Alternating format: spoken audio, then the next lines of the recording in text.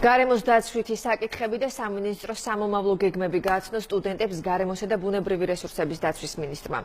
ეროვნული ბიბლიოთეკის ხელმძღვანელთან და პოლონეთის ელჩთან ერთად გარემოს ეროვნული სააგენტოს ახალი ბიბლიოთეკაც დაათვალიერეს, რომელიც სააგენტოს წყალდიდობების წინააღმდეგ ჰიდრავლიკური მოდელირების სწავლების პროექტის ფარგლებში გადაეცა.